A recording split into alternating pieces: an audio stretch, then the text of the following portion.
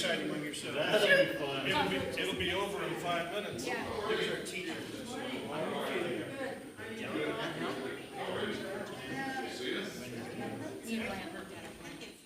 No. So I will take care of that.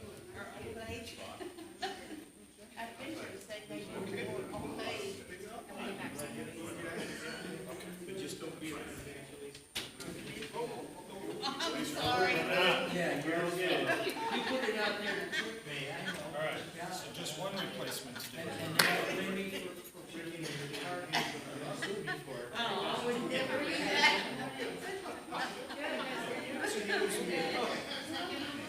We don't want to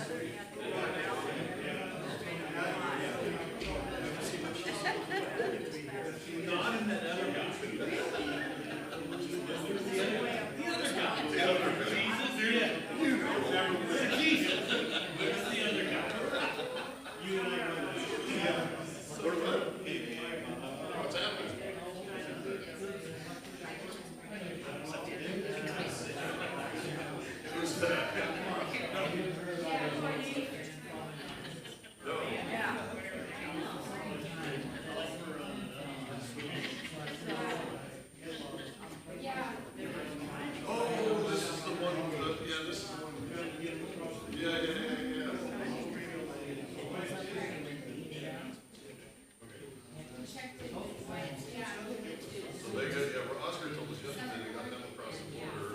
You guys took to your house? I know, that's why we want to make sure we get you fit in there.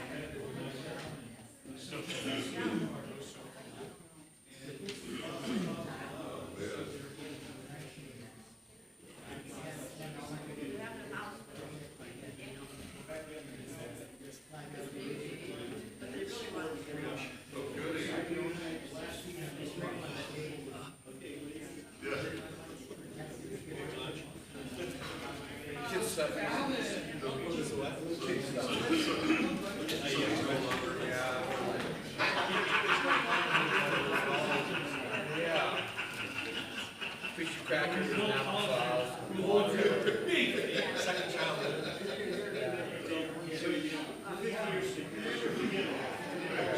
Got a pocket in church Remember one hadn't been in contact for so many years. There's always this cloud.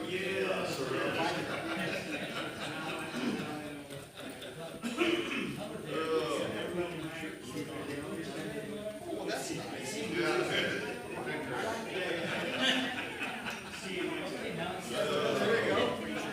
Well, you got to do saying. That's gonna work. I don't know what it is.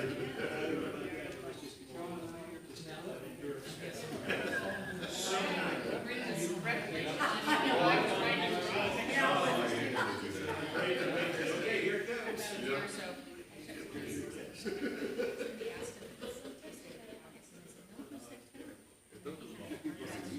Yeah.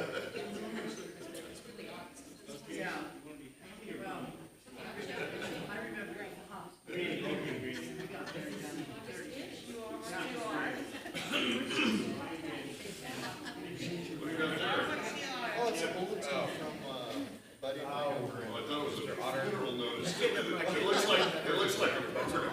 Well, he did die. Oh, okay. Yeah, they were just honoring him. Good son, Tap. No, never heard of that. never heard him say it, give him a name yet. Pick it up.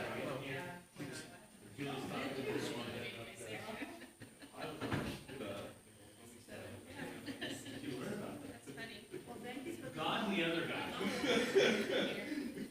Somebody else?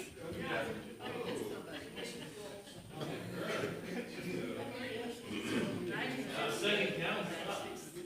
I mean, picking up was tough too.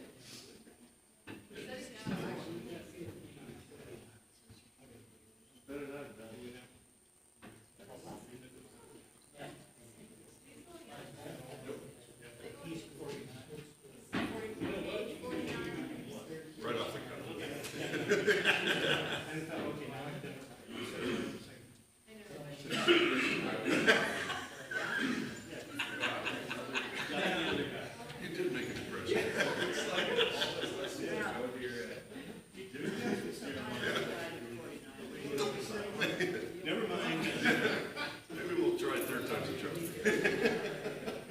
Yeah, the other guy.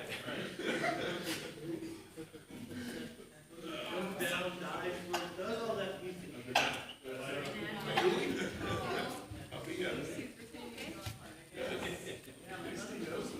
Yeah. Looks like you gotta have Okay, I'd be fine.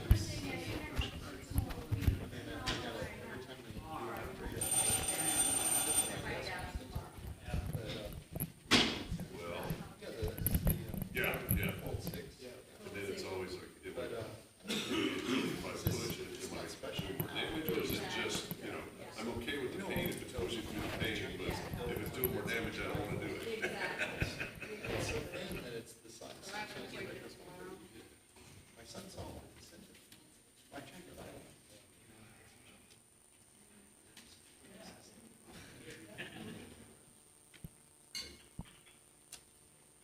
I didn't catch all that. How much longer? At least 2 more weeks.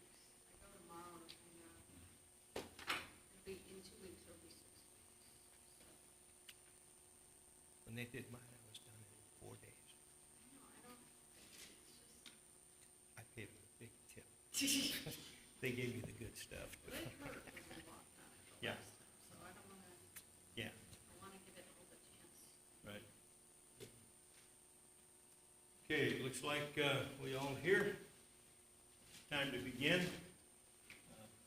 Let's have a word of prayer. Our Holy Father, how wonderful and great is your heavenly name. You're the King of kings and the Lord of lords. And you and you only are the giver of life, the receiver of everything that is worthy of worship. Father, we are mindful that this is your day, and we are grateful and feel blessed that we can stop everything that we are doing in this world to come and to devote, focus our heart and mind on you, and to give you the honor and glory that you are due. Thank you for the church, for your wisdom in giving us an arrangement by which we can continue to encourage each other and to grow in our spirit and in our Christian walk. We ask that you will forgive us when we fall short. We pray that you will strengthen us and encourage us as we continue to read your word and live in it. Help us to have the wisdom to raise our children, our grandchildren, to do the same. Pray you will watch over them. Be with our brethren here in this country and other countries around the world who are working in your kingdom, who are doing wonderful things to bring the gospel to many people, and those who are doing that but doing it under great duress, suffering. We ask that you will help us to not only be mindful of them, but to do what we can to help them. We pray that your work, your kingdom, your people will always grow and flourish on this earth until that time comes when we leave this world and we're able to go home with you. For that we desire. In the name of your Son we pray. All right.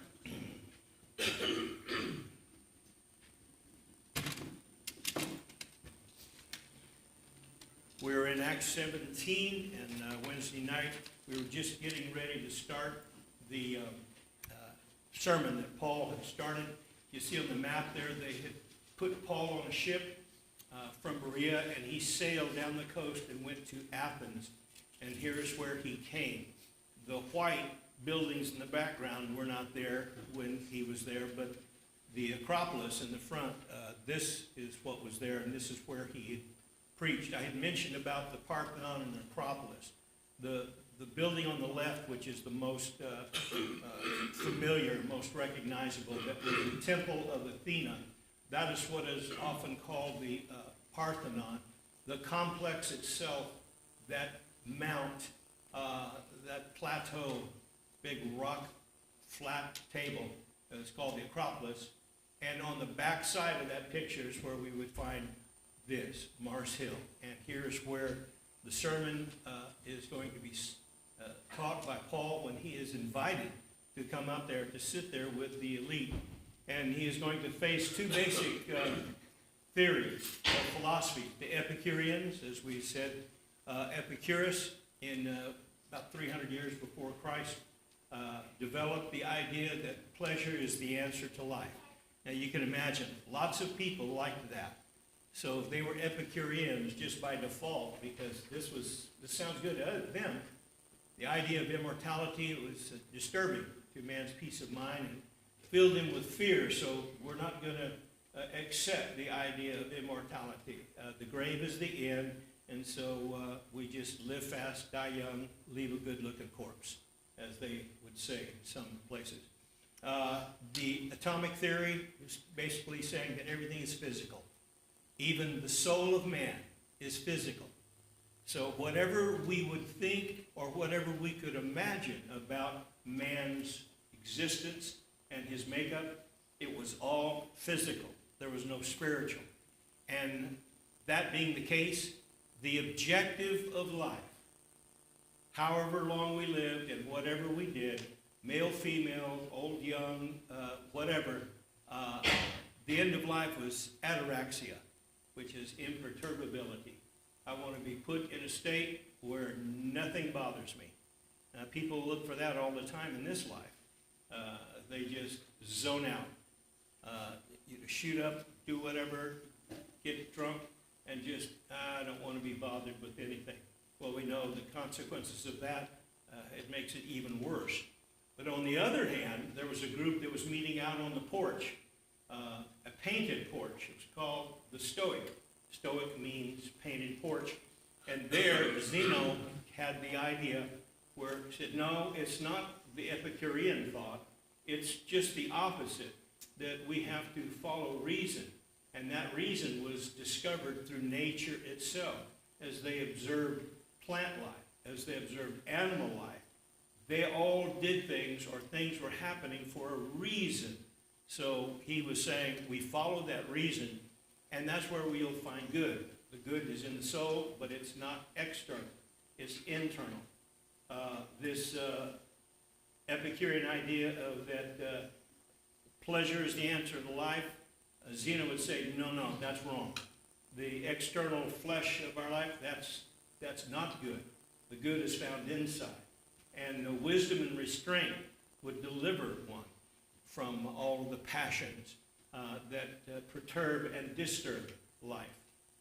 So he advocated a passionless mastery of all emotions. And we were talking about that last week, or last Wednesday night, about imagining a husband and wife in a relationship where there was just no passion, no emotion, just factual. And people who have found themselves in situations like that, it's maddening, it's frustrating.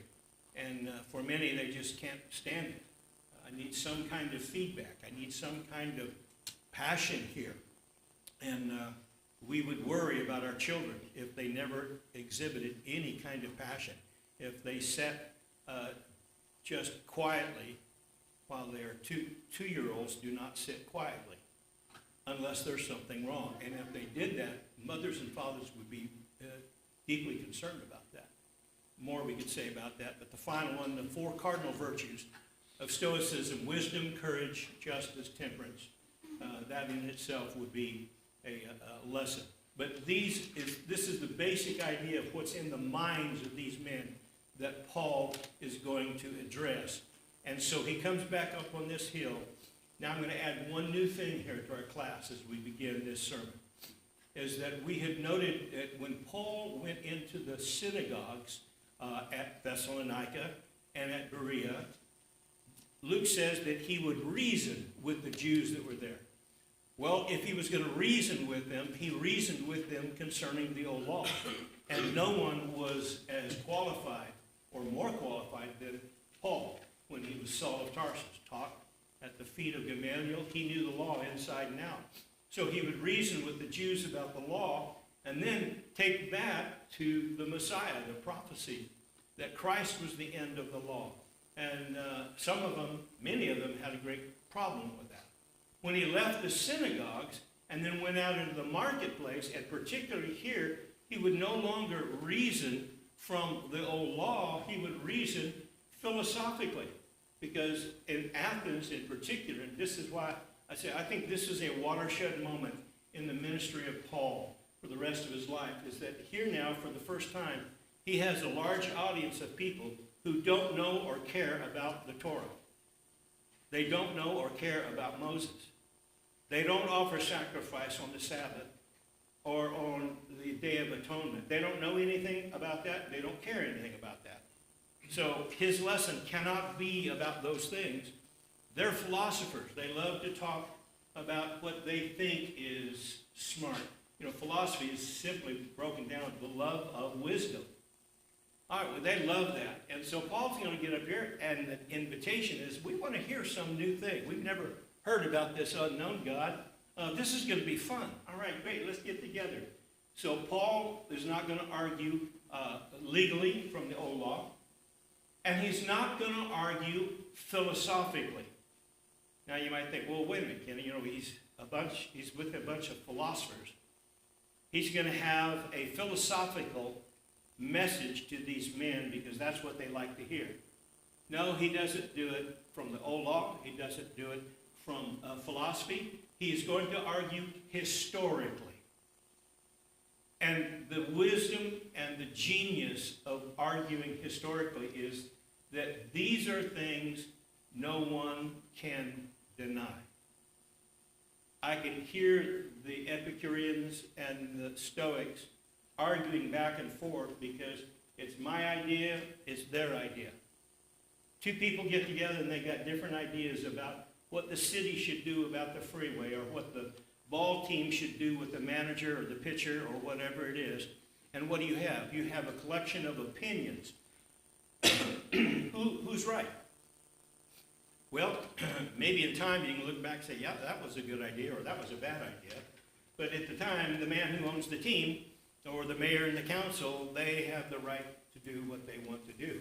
And we find out that the philosophy, for whatever it may be, may work, it may not. What can be stated that would be undeniable? This is what Paul is going to do in this sermon when he's going to argue historically to and about the unknown God. Agnesto Theo. The irony here, he's going to tell these smart guys how ignorant they are. And the fact that they have even put up an idol to their ignorance, the unknown God. So here it comes. God made the world. He's made of heaven and earth. And if he has made heaven and earth, he doesn't dwell in temples made with hands. Everything that we could use to build the temple of God, he has already made it. It's from him. We didn't do anything but just take the materials that God had made and just put them together, stone and mud or wood, and made a house that's, okay, now God, you can live in that. I've often thought it's like finding, like some people will, I better be really careful here, Kenny. Getting a dog and putting it in a cage. We'll pull it out and play with it, and we stick it back in a cage. Now, that may sound bad to some people. Of course, we're not comparing a dog to God, and dogs need to be taken care of. Does God need to be taken care of? How foolish to think, okay, we're going to get God, we're going to build him a nice cage, and we're going to put him inside it so that he stays there, and then we can come and visit him anytime we want. That's what happened right here with Athena. All the way back here. Oh, okay. Yeah, right there.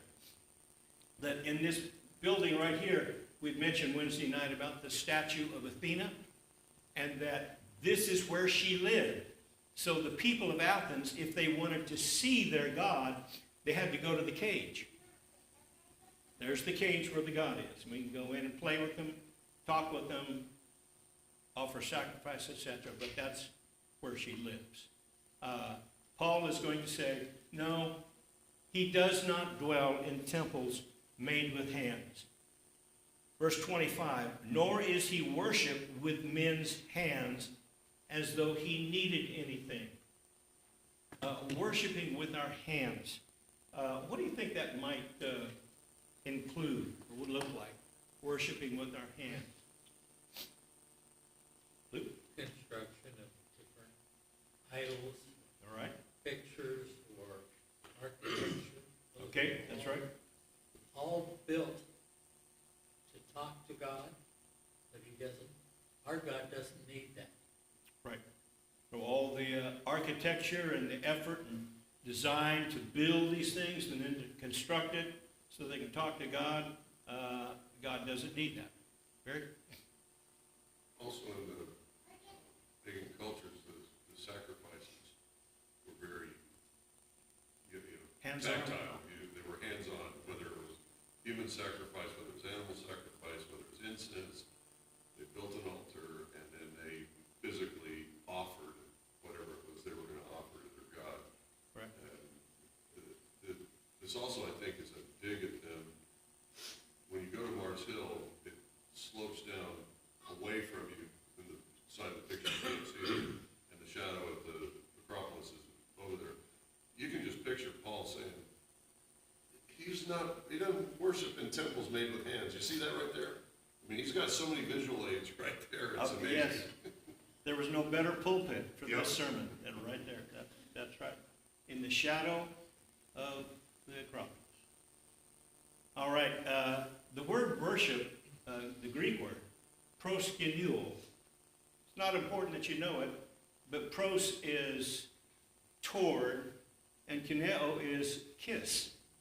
Literally, in the Greek language, worship is kissing toward. It's showing the love, the appreciation, the affection, and certainly the honor that is due them in what they are giving in their worship. Nor is he worshiped with men's hands as though he needed anything. Like he needs this. Now, this is where we stopped Wednesday night. Does God need our worship? I would argue, that's a kind of a mixed question with a mixed answer. Technically, he doesn't need anything. This is what Paul is saying right here. But if God is a God of love, he needs it. We are creatures of love, and we need the affirmation of love from our loved ones to us continually. That's just a fact of life. And we, those who are successful in their marriages recognize the opportunities, or they create the opportunities to show the love to their mate and then to their children. You grab your children and you tell them all the time how much you love them. I've got these little sayings I have for each one of the grandchildren. You know how much I love you? And they kind of roll their eyes. Yeah, Grandpa, you love me from this. I said, that's right. Don't you forget. Okay, Greg? Is there a difference between a need and a desire or want? Yes.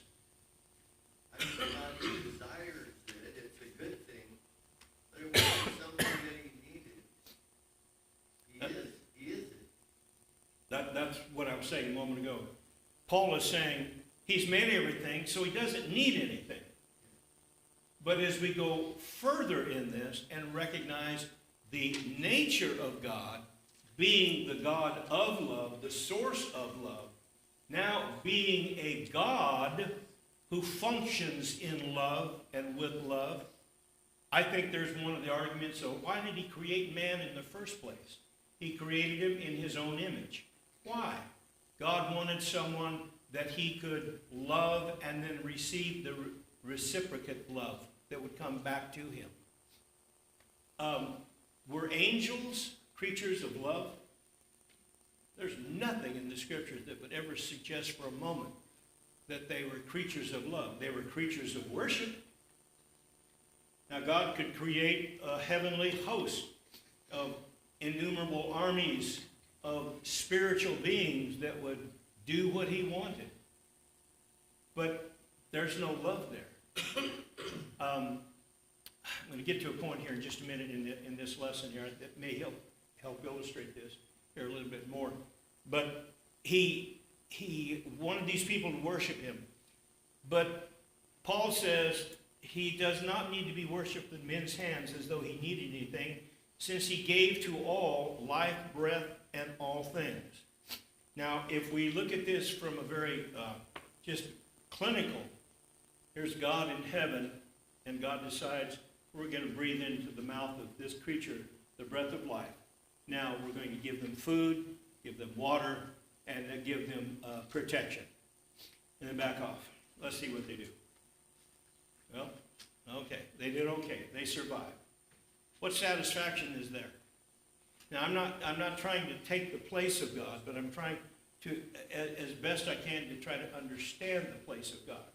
Is that if he would create man, Adam and Eve and those that would follow, and they would survive physically, and they would be people who could eat and breathe and populate the earth, well, not much different than the angels.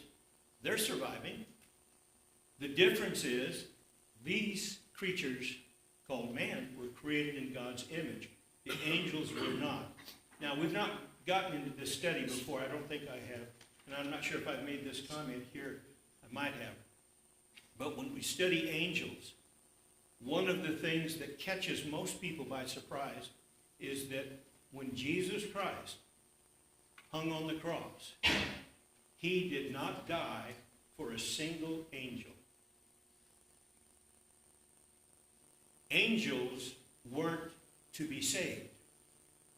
Now, there were some wicked, unfaithful, disobedient angels who followed Satan, which is still a great mystery to us. But Jesus did not die to save those angels who fell away. Why? They don't have the soul of God, being created in the image of God. They're simply creatures of God. We can make some analogies here in this world that we live in here today. That's why Jesus Christ died for every man. He didn't die for our pets, or he didn't die for some spiritual beings up there that we don't know about. Now, it was for man. That makes us so special in the eyes of God. And that just further supports the idea that God wants us to worship him. He's providing everything for us so that we will worship him. And Paul is trying to get these Athenians to recognize that you are worshiping, but you're worshiping the wrong God, but you're close. There is an unknown God. I'll tell you about him. This is the one that made everything. And as he goes further in this reasoning, which I think is so interesting here, as he's given life to all, therefore he doesn't need anything. He moves on the fact that God has set or determined boundaries. In verse 26, he has made from one blood, some translations, one man, that would be Adam, every nation of men to dwell on all the face of the earth, and has determined their pre-appointed times and the boundaries of their habitations. All right, so God has given life to all, and all of life of man began with one man. He gave that blood. Now, we're not in any rush here on this, because this is such a rich lesson with so many points. Going back to Genesis, when Adam was created, that was the first blood, right? Adam is the first man. He's the first creature with blood.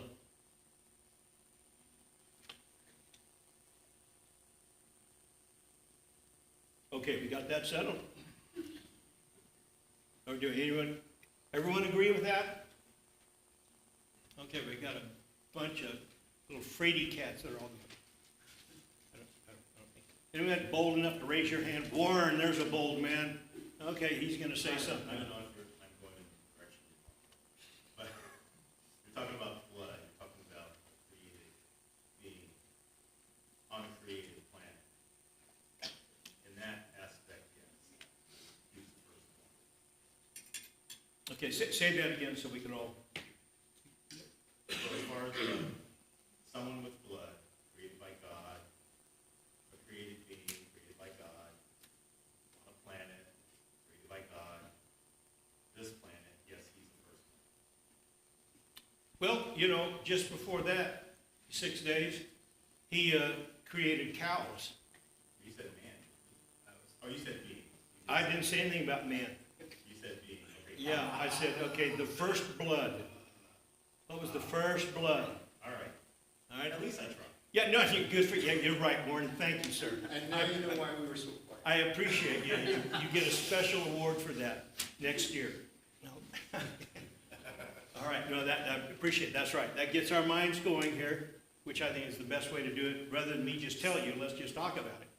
But okay, the first creature that I am aware of in the creation in Genesis 1 was a bird. The bird has blood. And then later the beast of the field. So we have fowl, the birds, and then we have the animals. They all have blood. That was before Adam was created. So Adam had blood. Well, so is there any difference? Yeah, your wife has an injury or something, and you rush her to the emergency room. Said she needs blood right away. Said it's okay. We have a Great Dane dog here, and he's got lots of blood, and so you can take the blood out of our dog and give it to my wife. Now, what are the doctors going to do? Get that Just- dog out of here. Just before they call the police. What kind of person would they be? Or my dog would like to be a donor to the blood bank. Well, that's fine. Go down to the vet hospital, and maybe he can do that there. We all recognize the difference between the blood of a man and the blood of a beast. Now, recognizing that difference, let's go back to the Old Testament and see what kind of sacrifice that God required. It was to require blood because, as he said, life is in the blood. Or if you're one of our other deacons here, blood is in the life. I won't tease him anymore about that. The life is in the blood. All right?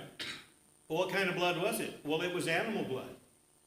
There's another reason why the sacrifices under the old law were not good enough. It's the wrong kind of blood. What kind of blood has to be shed to satisfy God for man's sin? It has to be man's blood. But taking it even further, which man? Only one man. The man whose blood was innocent of sin, pure and righteous.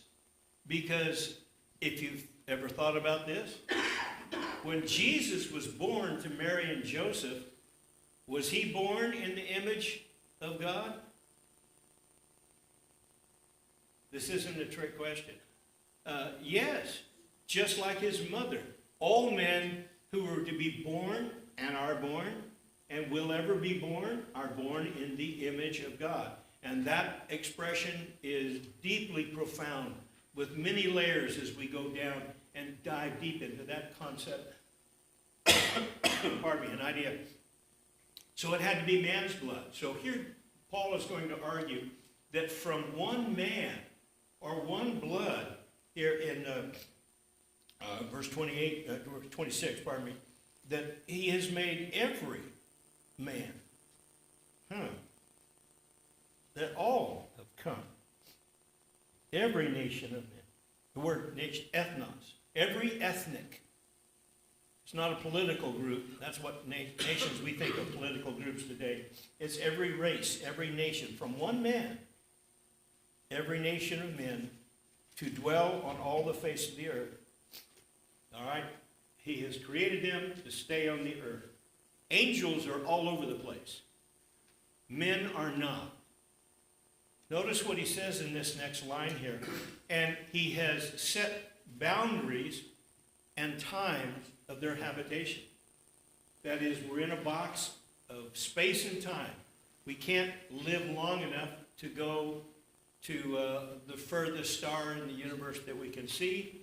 And we couldn't live long enough, even if we could travel at the speed of sound, or the speed of light, or the speed of whatever. Now, why did he do that? Paul is going to give us the reason, this right here. So that men would grope for him. They're looking for him, that they would seek him. I like that expression when he says, verse 27, so that they should seek the Lord in the hope that they might grope for him and find him. Man, we've all done this, and it's a marvelous thing. I wish we could do it every night.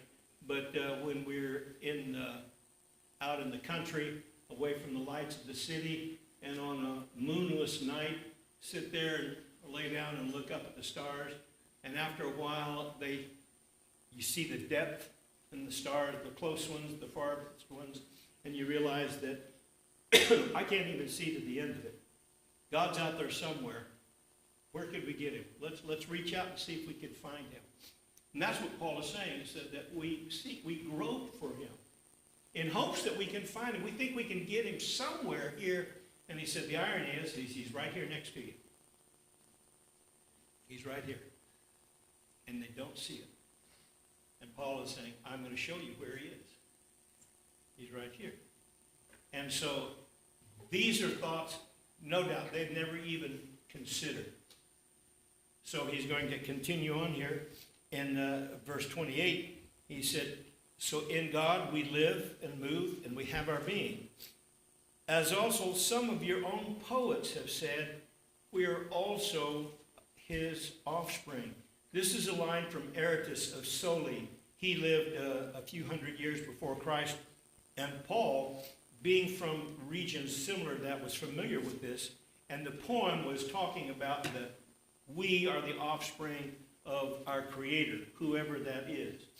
And Paul is saying, you know that poem you read? That he was right. We are his offspring, right? Yeah, they have so many gods.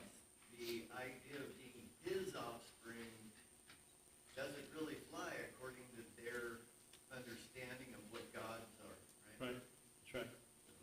So this makes it even more personal. More personal.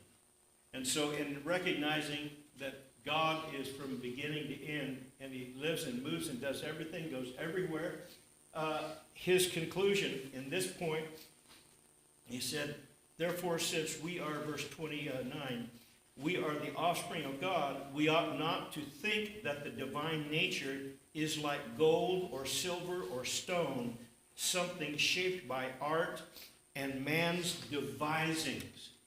One of the interesting things, I'm sure you've all heard this at one time, the irony, some would say tragedy of human life is that we can't pick our parents and we can't pick our children. We can only pick our mates. We didn't choose the parents that we have. And our parents didn't choose us. God gave you and me the parents we had, and God gave us the children that we had. They all came from there. Well, we recognize then that line from great-grandpa down to the great-grandchild, they might share certain physical similarities in their feature or whatever, but one thing they all have in common is bones and flesh and blood, hearts and souls.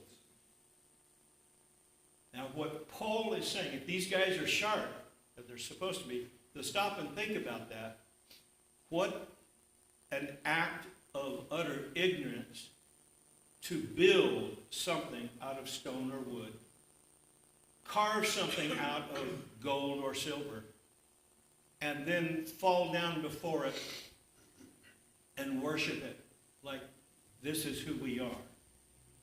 I am the offspring. Am I the offspring of that wooden box that they call a temple? Quite common in Africa. The trees in Africa are like nowhere else in the world, with the exception maybe of New Zealand. Some of the trees are so big that the people come and they worship. We passed one time, and it was the most amazing tree. I got to stop and look at that. And the preachers that were with me said, "Oh yes, Kenny, this is the such and such tree." Says the people come here and worship, and they do. And we got up there, climbed up there, and there was a concrete block where they were offering sacrifices to the tree. Wow, that's really something. Okay, so if that tree is my father, where are my leaves? Cut me open as the sap should come out. You see the absurdity of that. But in fact, the one who created us has created us in his image, meaning, among other things, we have the mind, and we have the moral compass to know right and wrong, and we have the soul that is eternal. A dog will live, a dog will die, that's the if. Man will live, man will die, that's not the if. Rodney? I believe that man, when they see things with their physical eyes, that's when they want to worship. And that's what Paul was trying to preach to these men, to get them on board and what Jesus was trying to preach. And we do the same thing in this culture. We see something, and it doesn't matter what it is, because it's in front of our face, that's what we are worshiping. Right. Well, that's what we're looking at the spiritual part of what Paul is saying, Jesus is saying, inside of our heart, to make it not seen. Right. I think you're absolutely right. There's examples of that all through time and history, every corner of the world, one way or another. I'll show this to you one time if I can find it in my files here. If I can find it in a lesson that will fit. Pardon me. A friend of mine that lived in San Jose sent me a photocopy of the front page of the Sun Mercury Times. That's the San Jose paper up there. And on the front page, there was a picture of an Indian lady. And she was bowing down before this sculpture, had flowers around it, and the topic, the caption under it was that this has become a pilgrimage for people from East India to come to worship this image. And then the rest of the story is, this was in the Golden Gate Park, the south section of Golden Gate Park, where all of the vehicles were being stored. And what that was a traffic border, traffic cone. It was a concrete, about that tall, bullet-shaped, and it had a big iron hook in the top of it where they'd pick it up. When they want to redirect traffic, they put these big, concrete cones out there so traffic will stay out of that lane and go over there. They had an extra and they didn't know what to do with it. So they took it and they just stuck it over in the back corner of the maintenance yard at Golden Gate Park. And a group of Indians found it and began to worship it. It's on the front page of the paper. I'm at a loss for words. What words could describe the utter, absolute ignorance of mankind? To think that that would be a God that they would worship. And think, well, I guess human nature hasn't changed. Still doing this today. That's just a very extreme example of a common principle that what Rodney's talking about here, and that what Paul is dealing with here. He's saying, let me tell you about this God. He's not in any of these temples. He made everything. And he's given you all this thing. And he said, and you yourselves know from your literature that we are the offspring of God. They would all concur with that. He said, well, if we're the offspring of God, why isn't our God made like we, with blood and bone and tissue and a heart and a mind? Because the interesting thing about their gods, they never, ever saw them move. A God never moved in their presence. The closest thing to that in the Old Testament would have been when a bolt of lightning shot across the sky. The people would say, there's Baal. That's Baal. He's talking. The other occasion that comes to my mind is what we studied earlier in the book of Judges, when Dagon, the god of the Philistines, fell face first on the floor in the temple. He moved there. They tried to set him back up. It just, it would be funny if it weren't so sad. And this is what Paul is appealing to. And one of the things about this that is impressive from a speaker's standpoint is that he's not berating them and he's not minimizing or belittling them. He is just putting facts out before them. And he's bringing logical conclusions to the facts that they have previously accepted. And now what are they going to do about it? That's the tough one. They can't dismiss it just summarily. So if we are his offspring, we ought not to think that the divine nature is something that is shaped by man. Verse 30, truly, these times of ignorance, that's the word that we have used 3 or 4 times this morning. Now Paul will use it. And he's saying it straight to them. I mean, these are the leading thinkers of the age. And he's indirectly calling them and their theories ignorance. And he said, the times of this ignorance God overlooked, but now commands all men everywhere to repent. Now that's worthy of much discussion here. The first part of that statement, and the times of ignorance God has overlooked. There is a dimension, and I'm not going to, I don't know, because we just don't know the grace of God, but some people will take great offense at that, expecting God to utterly destroy to a crisp every person who's ever lived that has done a disobedient thing or has lived an unfaithful life in one way or another. What Paul is saying, I am convinced, is that in times past, God overlooked the ignorance. People had a good heart, but their minds were not filled with the truth because they had not had the evidence that they needed. Now, let's back up here for a moment. Let's get out of Acts, and here's just a brief history lesson from the old law. Predating the old law, going all the way back to the family of Adam, and then as it progressed, what did they know about God? It was good. What and who would tell them that? God. Did he? How? Some of them, they would use prophets. Do we read about any prophets in the early pages of Genesis? I'm Greg? The only way they would know is through the fathers, through teaching from their parents, basically. Right. So, Right. Up until the flood, once the flood was there, then it really was only one family that, everyone came from, and it got lost again, just like it did in the beginning. We don't want to make the mistake of thinking that when we're reading in the early books of the Bible, that the people that we're reading about are the sum total of the earth's population. That's not the case. There were many more people living in many other lands.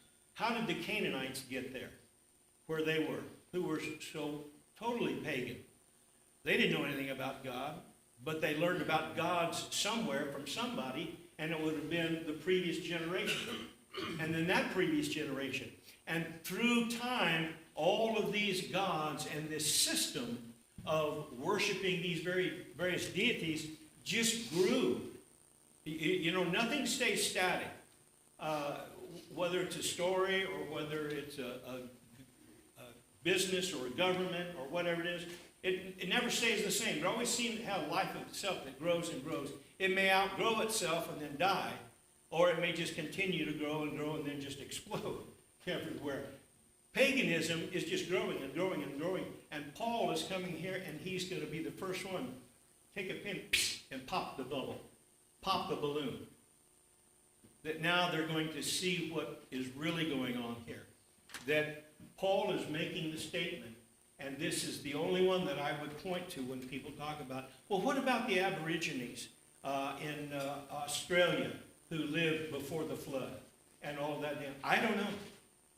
The grace of God is going to cover all of that. And Paul says, in the times of ignorance, when they didn't know, that God's grace would be sufficient for them. Now, boy, I'm really getting off here, way out here in the weeds on this one. So somebody help me and ask a question about predestination. I'm kidding. That there was that ignorance. But after Christ, do you know what the number one icon, well, let me back that up. You know what the number 2 icon in the world is today?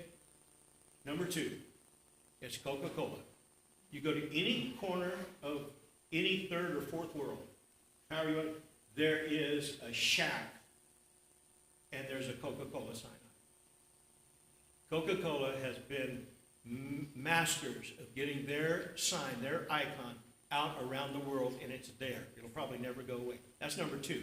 Number 1, the one icon that is more or transcends that is the cross. The cross is everywhere. Even in the jungles of Africa and Australia and South America, wherever, there's a cross there. And that cross can represent and remind people only of one thing. It's Christ. There was no cross or symbol of the cross before Christ was born. So thinking about somebody somewhere, most people knew that, and then the passage that I would use, Colossians. It's 3 Colossians. Colossians 1, verse 23. When Paul said that in his lifetime, the gospel of Jesus Christ had been preached to every creature on the earth. That is a stunning statement. Sometimes we may read right past that. But go home and look at Colossians 1:23 and look at it closely and see what Paul is saying. It's a powerful statement. He was part of it too here. So as these men are sitting here and listening to Paul telling them about this God who made the world, and he doesn't need a cage of stone or wood to live in. He gives life to everything and to everyone. So he doesn't need anything. There's nothing that we can give him that he needs, but there is something that he wants, and that is our love and worship. He has set boundaries for this reason, so that man will look for it.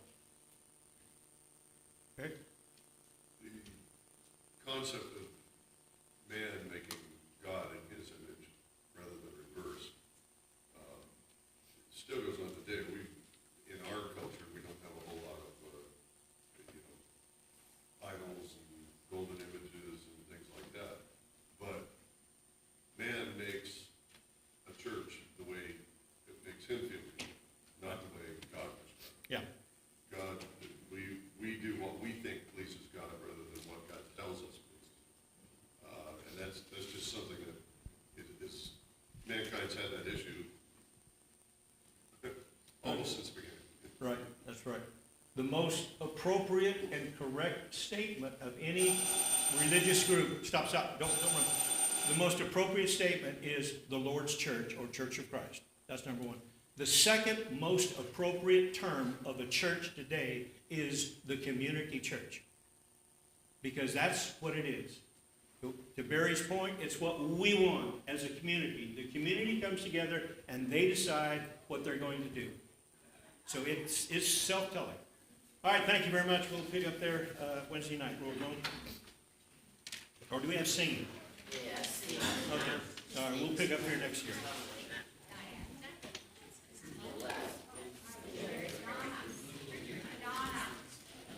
Oh, come on. Yeah. I haven't seen you in a while.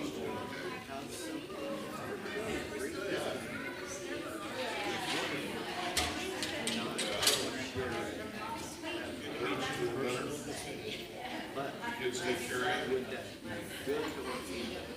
For me, it may be one thing. For you, it may be another. For me, it